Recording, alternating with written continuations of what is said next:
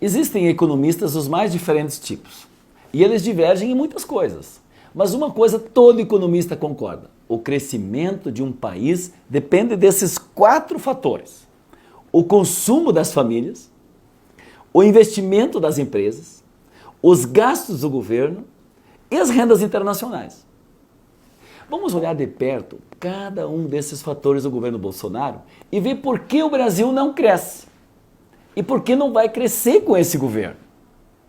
Nesta coluna dos gastos das famílias, foi onde Bolsonaro fez mais estragos. Com seus ataques ao mundo do trabalho, ele retirou dinheiro diretamente do trabalhador. Suas reformas da legislação, como o atual contrato verde e amarelo, o desmonte da fiscalização do trabalho, fizeram com que a informalidade disparasse. Estamos falando de bico, aquele trabalho sem carteira assinada, sem direitos. 2019 bateu o recorde histórico desse tipo de trabalho. Hoje, 41% dos trabalhadores do Brasil são informais. Mas vejam, não é só não ter direitos, é ter salário menor. Sim, o trabalhador informal ganha menos. Isso diminui o consumo das famílias, o poder de compra, sem falar das 12 milhões de pessoas desempregadas. O resultado está aí. A pesquisa do IBGE prova: metade dos brasileiros são obrigados a viver com até R$ 413 por mês. Gente, nós estamos falando de mais de 100 milhões de pessoas. Ora, quem ganha R$ 413 não pode consumir. Mal e mal luta para sobreviver. Mas o Bolsonaro diminuiu a renda, fez ainda pior, aumentou os gastos. Com a extinção dos programas sociais, como Mais Médicos, a farmácia popular, os cortes da educação, a população teve que arcar com novas despesas, teve que comprar medicamentos, pagar por consultas, teve que apelar para os planos de saúde populares. Resultado? A pouca renda que sobrava para o consumo foi para áreas que antes eram supridas pelas políticas sociais que já não existem mais. Para liquidar de vez com o povo trabalhador, Bolsonaro aprovou uma reforma da Previdência que aumenta o tempo e o valor de contribuição ao mesmo tempo que diminui os benefícios. É o tiro de misericórdia no consumo dos trabalhadores, que além de tudo atinge o recorde de endividamento da história. Sem consumo da população, a economia começa a engasgar. Mas quem sabe as empresas podem salvar os investimentos e o crescimento? Infelizmente, a resposta é não. Sem dinheiro na mão do trabalhador, como vimos, não há consumo. E sem consumidor, as empresas ficam sem mercado para vender seus produtos.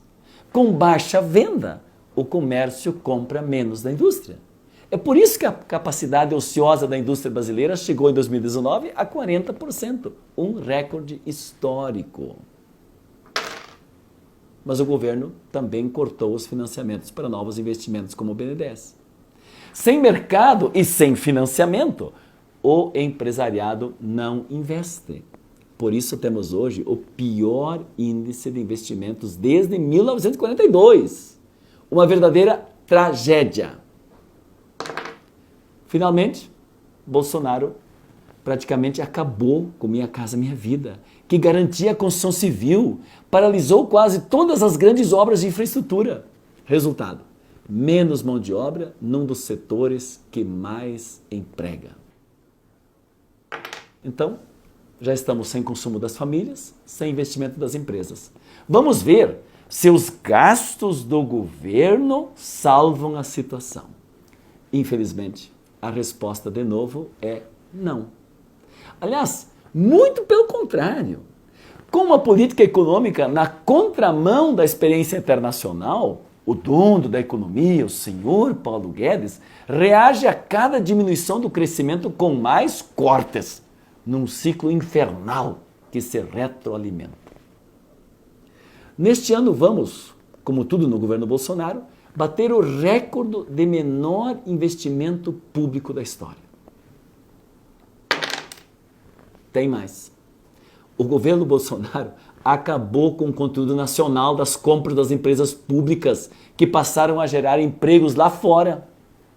Ainda privatizou ou precarizou empresas que eram fundamentais para puxar a economia. E ainda retirou dos bancos públicos o caráter de indutor do crescimento. Por fim, estamos vivendo sob a famigerada Emenda 95, que é uma espécie de chave para entender a relação dos gastos públicos com o baixo crescimento. Quanto menos o país cresce, menos o Estado gasta. O que cresce com isso? Só a recessão. É óbvio que é a recessão.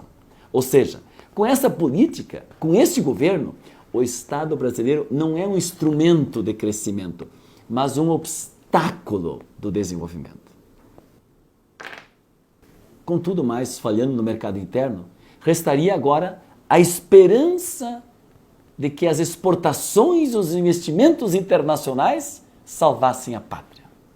Eu não quero ser pessimista, eu torço pelo Brasil, mas deste mato não saiu, nem vai sair nenhum coelho. O mercado mundial já estava mal das pernas com a guerra comercial entre os Estados Unidos e a China. Só que Bolsonaro resolveu piorar um pouco mais as coisas. Atacou nossos principais parceiros comerciais, como a própria China. Aprisionou uma embarcação iraniana que comprava produtos brasileiros. Rasgou o acordo da União Europeia. Ameaçou acabar com o Mercosul. Os resultados despencaram. O vergonhoso é que Bolsonaro fez tudo isso para agradar Donald Trump. E qual foi a resposta de Trump? Uma bofetada na diplomacia brasileira, sobretaxando os produtos brasileiros, o aço, o alumínio, e deixando bem claro que os Estados Unidos são um concorrente do Brasil e não vão fazer nada que não seja do seu interesse. Daí não sai coelho mesmo. Bolsonaro é uma usina criadora de crises. Atacou o presidente da França, o Macron, sua esposa. Atacou a chanceler da Alemanha, Angela Merkel. Atacou a Greta Thunberg, o Leonardo DiCaprio, acordos internacionais do clima, os direitos humanos. Enfim, atacou a tudo e a todos.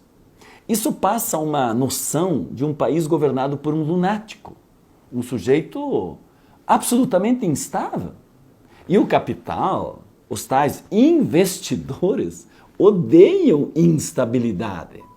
O resultado, é claro, foi a maior saída de dólares desde 1982. Ou seja, até agora, o governo Bolsonaro é uma terra arrasada.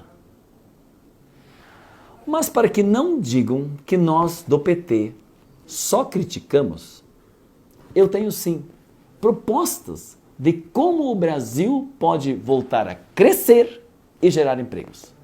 E isso se faz colocando dinheiro na mão do povo com direitos e políticas públicas, incentivando o crescimento com crédito e conteúdo nacional,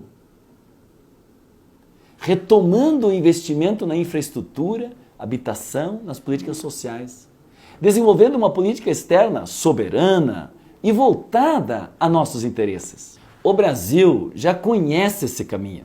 Já fizemos o Brasil crescer reduzindo desigualdades. É possível fazer de novo. Chega de destruição. Está na hora de reconstruir o Brasil.